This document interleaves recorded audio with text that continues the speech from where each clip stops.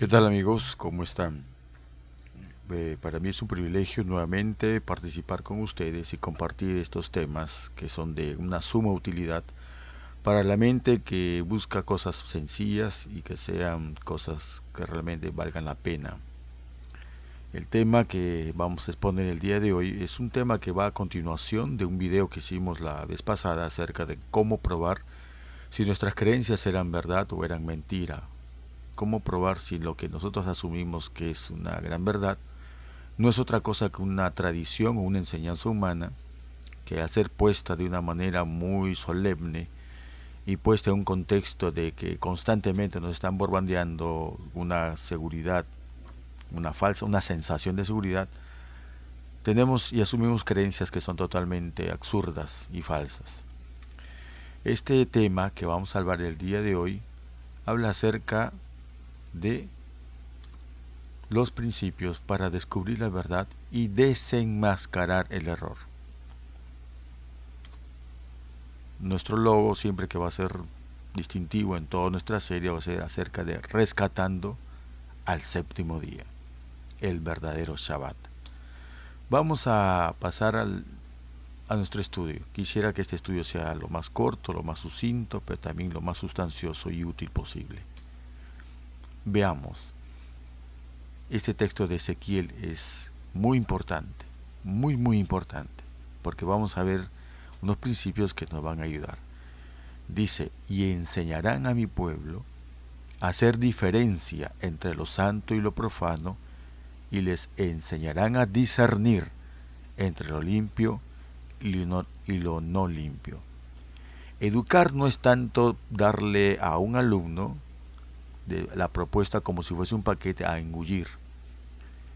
Es muy conveniente para mucha gente tener a un pueblo que no piense, que simplemente acepte un paquete terminado como un enlatado, como una comida rápida, decirle esto come, esto no come, esto es bueno, esto no es bueno, pero la pregunta es ¿por qué? ¿Por qué una cosa es buena y por qué otra cosa es mala? ¿Por qué una cosa es limpia y por qué otra cosa no es limpia? ¿A quién le convendría más que no sepamos discernir? Y segundo, ¿en qué bases, con qué leyes, en qué mandamientos, en qué principios tenemos que basarnos para decir qué cosa es verdad y qué cosa no es verdad? Así que Ezequiel 44:23 tiene que cumplirse en todos los que de alguna manera compartimos el testimonio de nuestra fe. Y enseñarán a mi pueblo, no imponer al pueblo. No se les hace una tortura mental, psicológica, no se les hace un barrido emotivo. Cuando una persona pregunta ¿y por qué es bueno y por qué no es bueno? Se debe enseñar, y repito, no se debe de imponer, a saber, a hacer diferencia entre lo santo y lo profano y enseñarles a discernir. Este tema, estos videos, tienen el propósito de aprender cada uno a discernir en base a lo que la misma escritura da sus propias herramientas. El creador del cielo y de la tierra ha puesto dentro de los seres vivos un sistema de defensa frente a una cosa extraña, lo que nosotros conocemos como el sistema inmunológico. Me pregunto, y así fue como empezó todo esta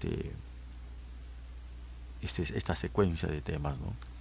Si él ha puesto una forma de sistema inmunológico para que los seres vivos puedan defenderse frente a un agresor, lo habrá puesto también en la escritura algún sistema que también permita defenderse frente a los cambios que puedan haber tenido. Es la misma mente. Y si la misma mente creó al hombre un sistema inmunológico, lo mismo en las plantas y en los animales, lo habrá puesto también esa misma mente en lo que es la verdad. Pienso que sí. Y la escritura sí tiene un sistema inmunológico que nos va a ayudar a entender y a diferenciar y a defenderlo de los intrusos y cosas que no son verdad. El texto de Marcos 7:7, la versión del Nuevo Testamento de Navarra, lo dice de una manera muy clara. Inútilmente me dan culto. Inútilmente me dan culto mientras enseñan doctrinas que son preceptos humanos.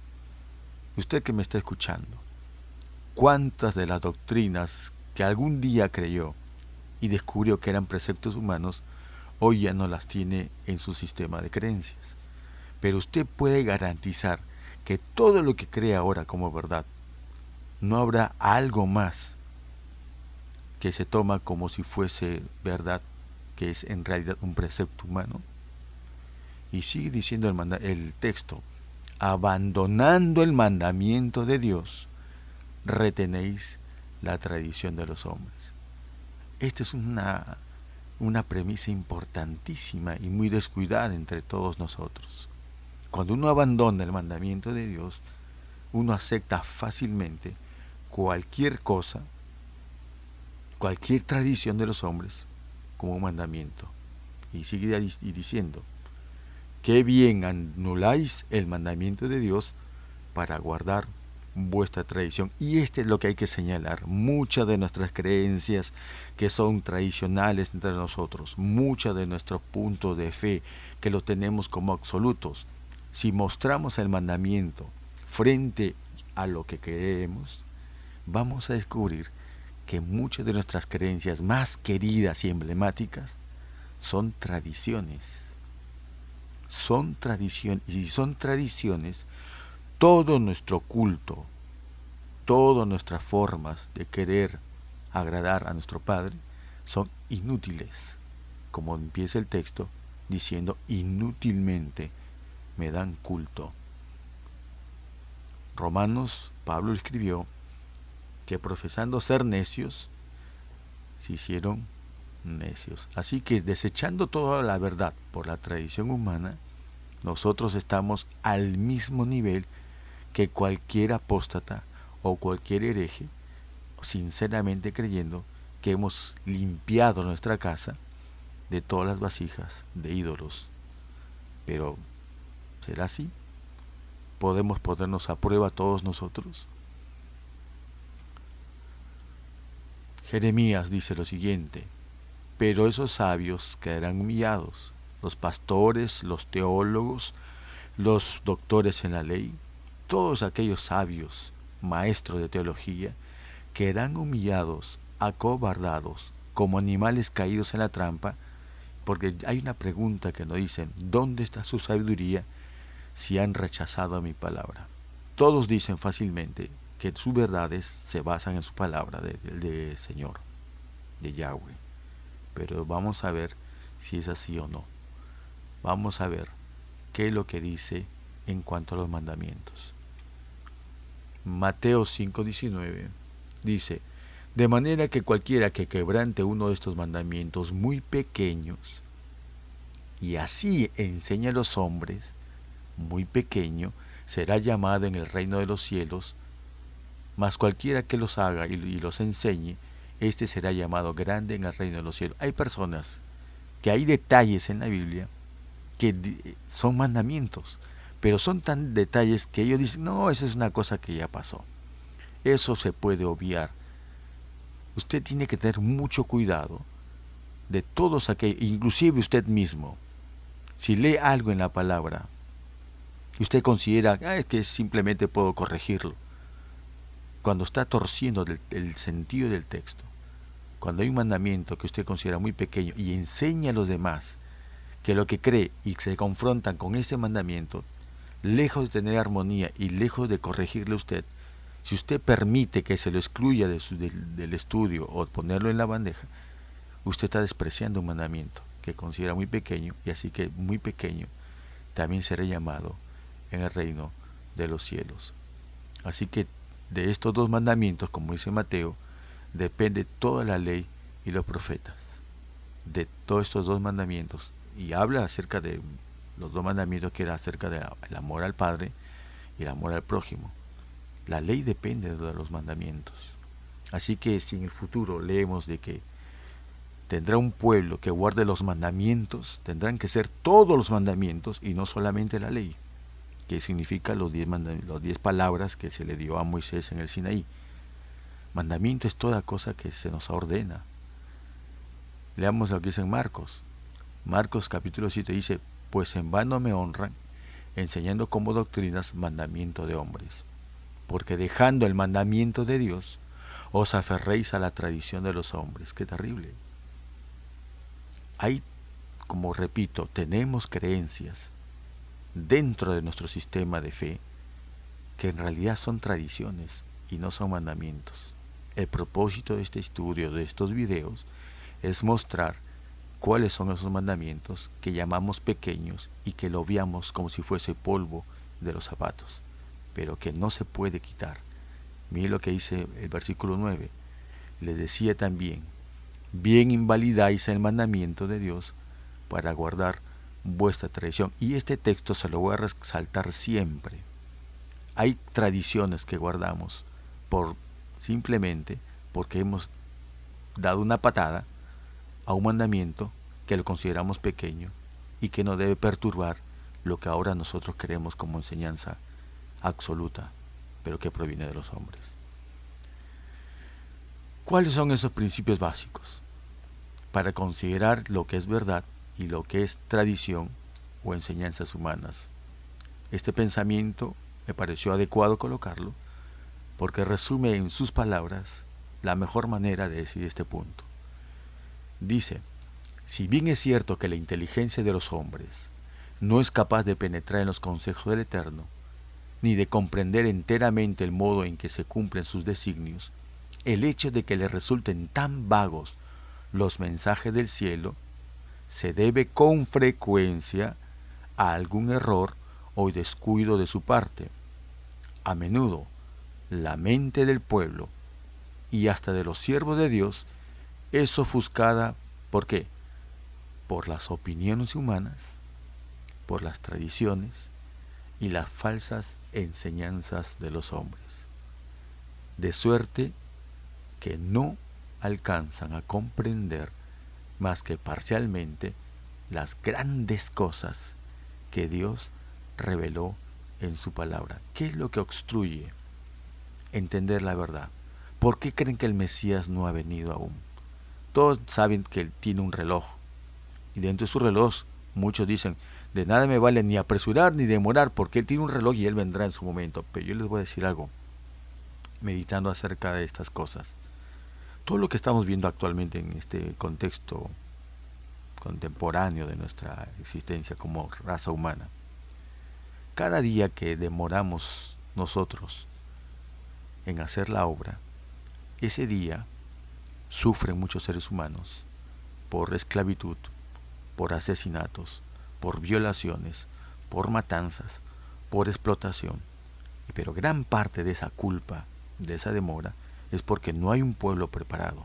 Y si no hay un pueblo preparado, es porque aún tenemos dentro de nosotros tradiciones como si fuesen verdad absoluta. Y hasta que no quitemos esas tradiciones que el Padre con mucha misericordia nos da al tiempo, lamentablemente se ha de cerrar el tiempo de gracia y muchos van a perder su salvación por descuidar el estudiar y el limpiar sus labios de mentiras y errores y tradiciones humanas. Veamos entonces cuáles son esos principios básicos. Son básicos, no son todos. Primer principio que vamos a ver nosotros es un así dice Yahvé o Yahweh, como algunos prefieren decirlo. Total, la expresión no es pura porque nadie de nosotros recuerda cómo fue pronunciado en el Sinaí, cómo fue pronunciado en la época de Moisés. Eso se perdió. Solo tenemos un tanteo en cuanto a eso, pero no es nuestro tema, pero voy aclarando. Un así dice Yahweh es una afirmación de autoridad superior e indiscutible. Pero hay personas que le discuten a un clarísimo así dice Yahweh. El primer principio es la jerarquía de la verdad.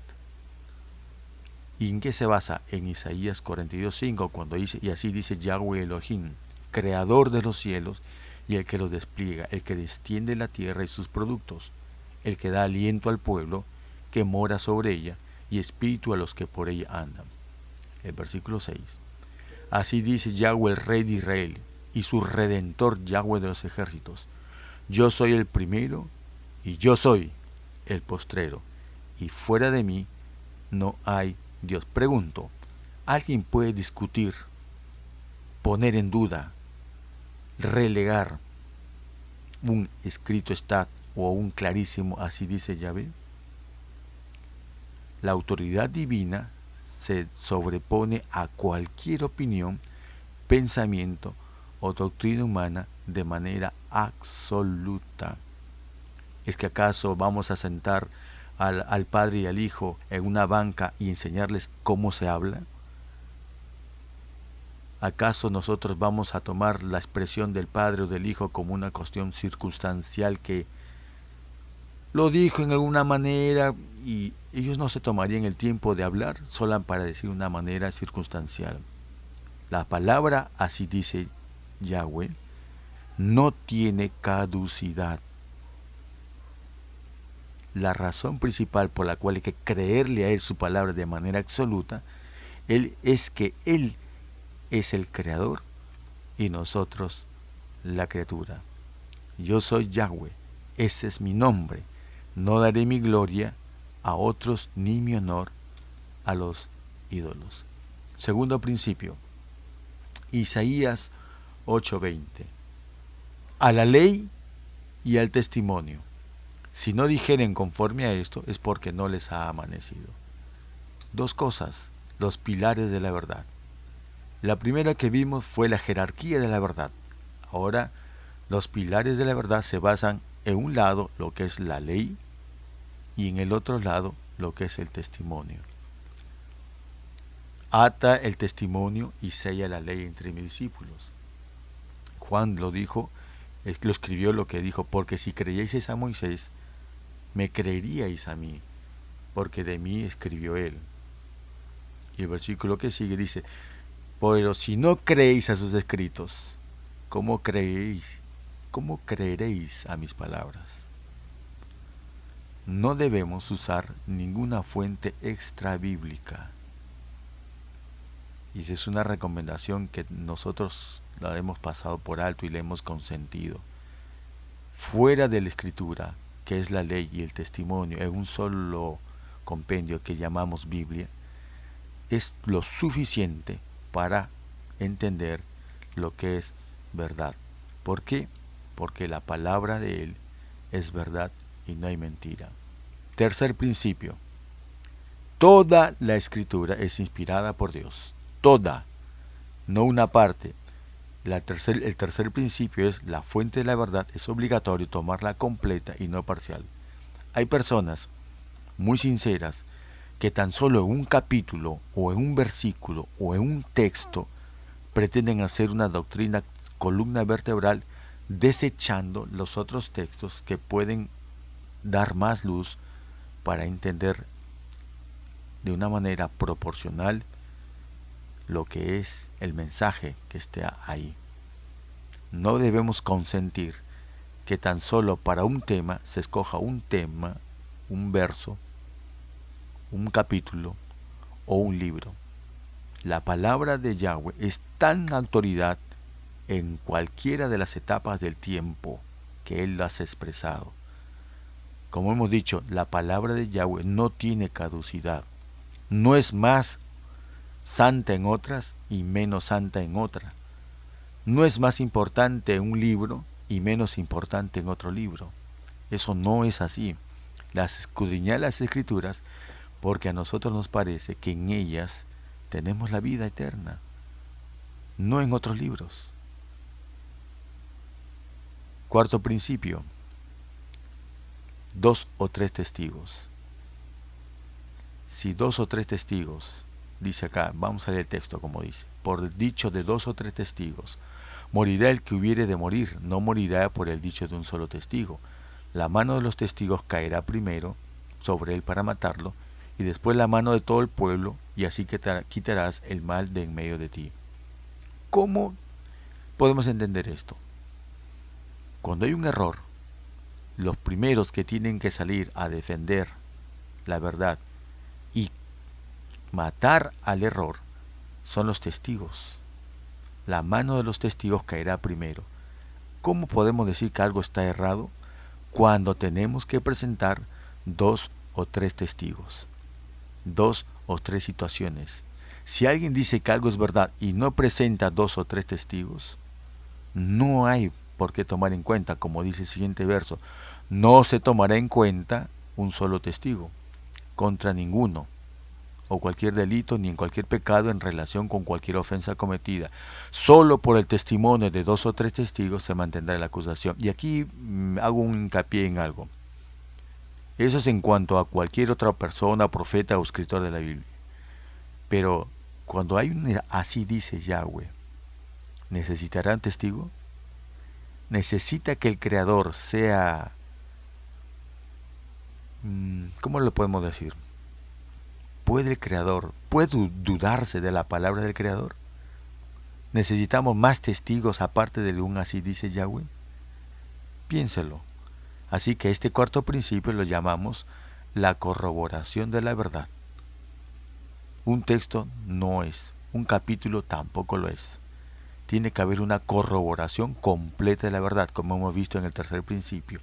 Toda la escritura es inspirada, todo se tiene que tomar y tiene que haber armonía entre todos los textos.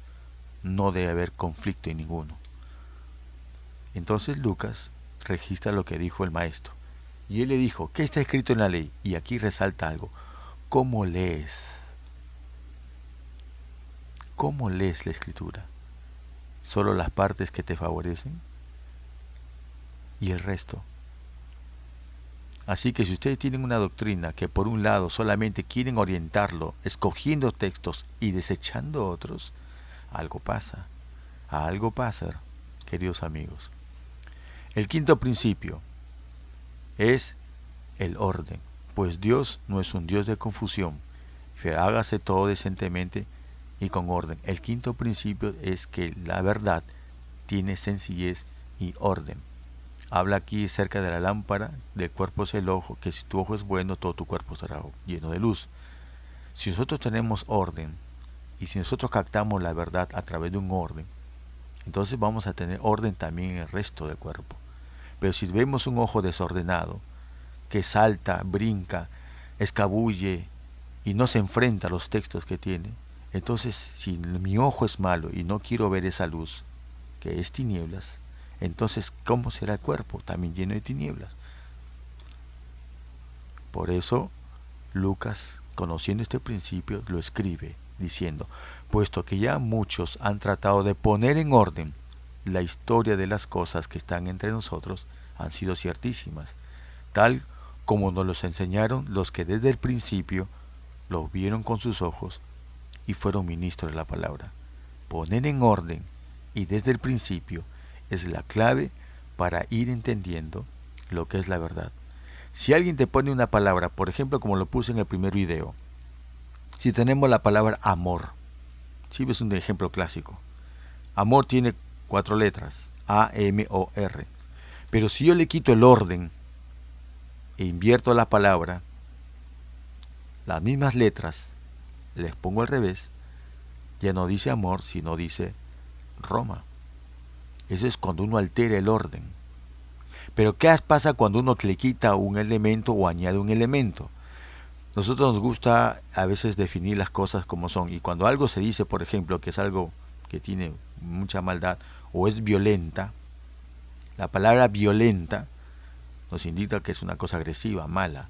Pero si yo tan solo oculto sutilmente la letra N, ¿qué letra sale? Violeta. ¿Es igual decir violenta que violeta? Hemos cambiado todo el sentido de la expresión. Y en la escritura muchos saben que en el Evangelio, tan solo con ocultar ciertos textos, ya están cambiando la naturaleza y el sentido del mensaje. Tan solo con invertir o alterar el orden establecido, ya estamos cambiando la naturaleza de la palabra y el mensaje. Así que un requisito es el orden y la sencillez, la plenitud de los elementos y la secuencia correspondiente. Recuerden, la plenitud de los elementos y la secuencia correspondiente. Y esto va a ser muy importante cuando nosotros entremos a estudiar acerca del Shabbat verdadero, el séptimo día. El sexto principio, que muchas personas olímpicamente llaman un mandamiento pequeño que solamente sirvió para el Antiguo Testamento. Pero caramba, cómo nos es útil para descubrir cuando nos están vendiendo un error como si fuese verdad. Cuando dice lo siguiente, el principio es el siguiente, sobre Levítico y Éxodo: mis estatutos guardarás, no harás ayuntar tu ganado con animales de otra especie, tu campo no me sembrarás con mezcla de semillas, y no te pondrás vestidos con mezcla de hilos. El principio de la condición indispensable de la verdad, ¿cuál es? La condición indispensable de la verdad es que nosotros no debemos cambiar ni mezclar las cosas. Y ponemos aquí el ejemplo de Levítico cuando habla de los hijos de Aarón, que tomaron cada uno un brasero y le pusieron en ellos incienso y fuego, y ofrecieron al Señor un fuego extraño que Él no les había ordenado usar. Usar cosas que la cual no son legítimas, mezclar cosas profano con santo y creer decir que todo es santo, es una de las condiciones indispensables para saber si algo es verdad o algo es mentira. Si usted tiene un envase y usted en el envase usted ve un rótulo que dice azúcar, usted cree que en ese frasco usted se confía de que en ese frasco hay azúcar. Pero ¿qué pasa si en ese frasco que tiene un rótulo que dice azúcar, usted lejos de echar azúcar le echa sal? Y cuando usted va a endulzar cualquiera de sus bebidas, la honestidad de creer de que tiene azúcar ¿cambiará la naturaleza de la sal? No. Claro que no. No por llamar a algo con un nombre necesariamente tiene que ser de la misma naturaleza de la etiqueta. La gente le ha cambiado. Nosotros hemos confiado como niños que lo que se nos dice que está rotulado es lo que contiene. Tenemos que comprobarlo. Tenemos que verificar que lo que dice el rótulo de un envase sea correspondiente a lo que esté dentro de ese envase.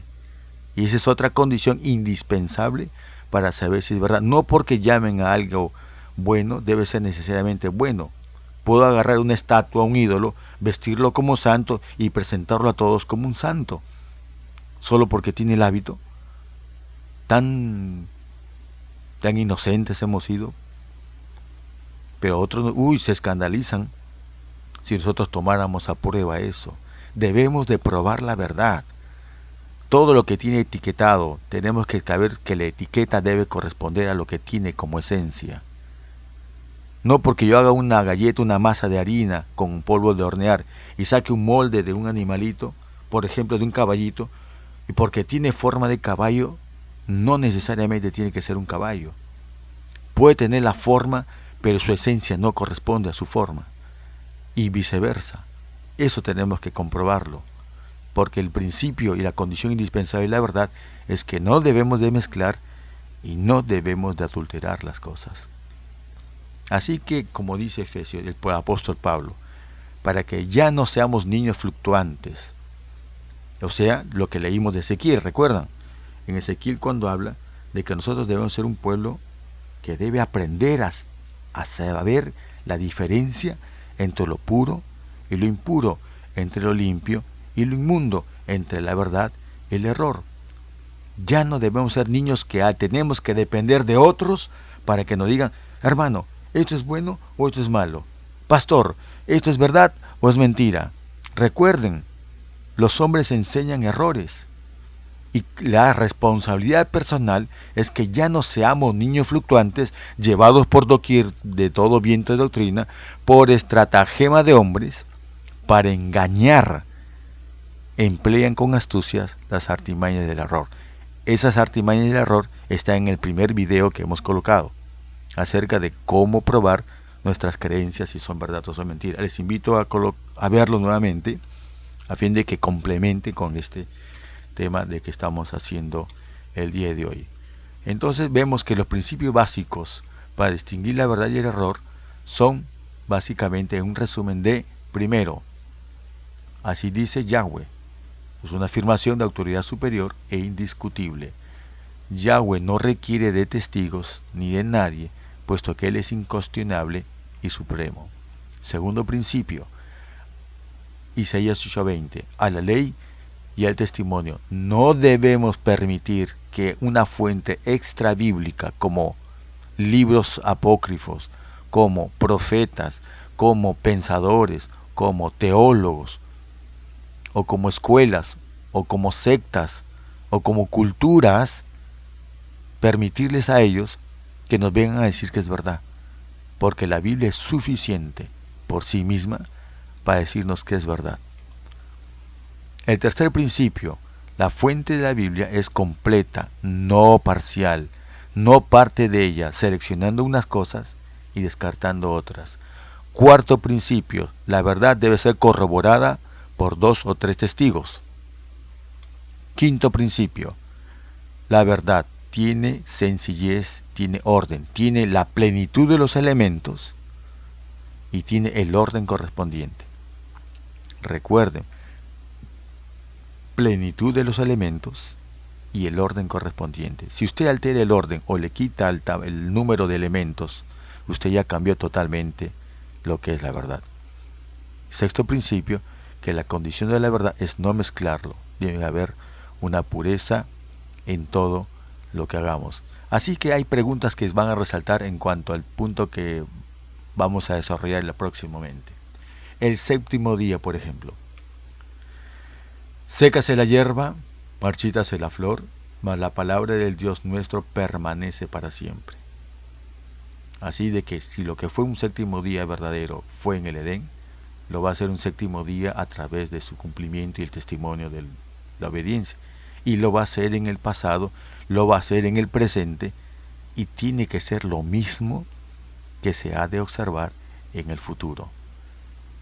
Es el sábado, séptimo día de la semana moderna, el mismo séptimo día de reposo divino en el Edén.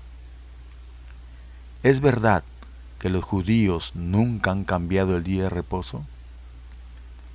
¿Fue Israel a alguna campaña militar en un día de reposo? ¿Da lo mismo decir sábado o Shabbat? ¿Son las semanas ciclos continuos? ¿Es el sol quien señala el séptimo día, si fue también creado en el cuarto día, al igual que la luna? ¿Es la esencia del Shabbat la misma que del sábado? Recuerden lo que les dije. Cualquier cosa le pongo un rótulo, el rótulo tiene que ser correspondiente con la misma naturaleza de lo que tiene en el envase.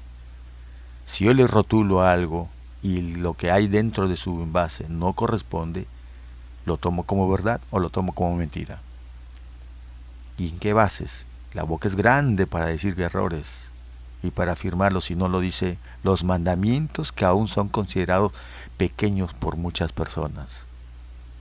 Hay que ir apuntando en obedecer la ley de Yahweh. Ahora veamos qué cosa pasó con el rey de Babilonia.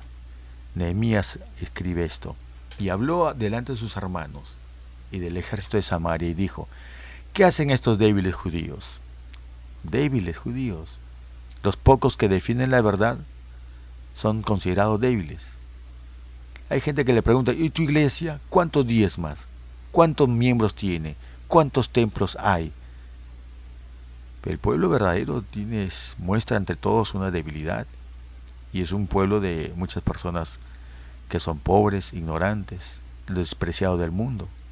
Pero se complace el Eterno en tomar lo débil e ignorante del mundo para avergonzar a lo que es lo más apreciado de este mundo. ¿Se les permitirá volver a ofrecer sus sacrificios? ¿Volveremos a rescatar las verdades del pasado? Acabarán en un día la burla. Tienen tan corto tiempo. ¿Qué cosa creen? Para predicar el Evangelio a todo el mundo, a los hindúes, a los chinos, a los países árabes, ustedes con lo que tienen, ¿cómo pretenden ser verdad? Eso es imposible. Y siguen hablando las quejas de los que destruyeron el primer templo. Resucitarán de los montones del polvo las piedras que fueron quemadas. Hermanos, todas las verdades fueron quemadas con la invasión de Nabucodonosor en la primera vez. Espiritualmente tenemos muchas de las piedras del templo quemadas, pero que tienen que ser rescatadas, limpiadas, restauradas y colocadas en su sitio. Para esto no se necesita mucha gente. Para esto se necesitan estos débiles judíos en manos de Yahweh para hacer esta obra. Lo que unos pisotearon, tenemos que ser llamados restauradores de estas verdades, no en base de decir simplemente esto es verdad y eso es mentira, sino en bases que el pueblo mismo pueda por sí mismo saber hacer diferencia y discernir lo bueno de lo malo. Actualmente vemos que las religiones más emblemáticas de este mundo, ¿por qué están tan armoniosamente juntos? ¿Qué hicieron o qué permitieron todos sus líderes, sus antepasados? La primera vez destruyó Nabucodonosor, la segunda la destruyó Roma. Y Joel habla acerca de esto cuando dice: oigan esto, ancianos, escuchen todos los habitantes del país. ¿Ha sucedido algo semejante en sus tiempos y en tiempos de sus padres? Cuéntenselo a sus hijos y a sus nietos y a las generaciones venideras. Cuando vino la destrucción, cuando vino las plagas y se comió todo lo que era el pan de la verdad, lo que dejó el gusano, vino y lo devoró la langosta. Lo que dejó la langosta, lo devoró el pulgón. Y lo que devoró el pulgón, lo devoró el grillo. Aparentemente, todo ha sido olvidado y destruido. Pero ha ido habiendo en la historia movimientos que se han ido levantando a fin de rescatar verdades ocultas, verdades quemadas como piedras que han ido siendo restauradas. Nada es de golpe, todo va secuencialmente, todo va en orden según el plan divino. Y tenemos que resumir para terminar este video y continuar el próximo, que los principios para descubrir la verdad y desenmascarar el error tienen estas palabras del maestro: el que tiene mis mandamientos. Y aquí le hago una pregunta: ¿los mandamientos completos o los mandamientos incompletos? Los mandamientos llamados chicos, ¿los vamos a seguir despreciando?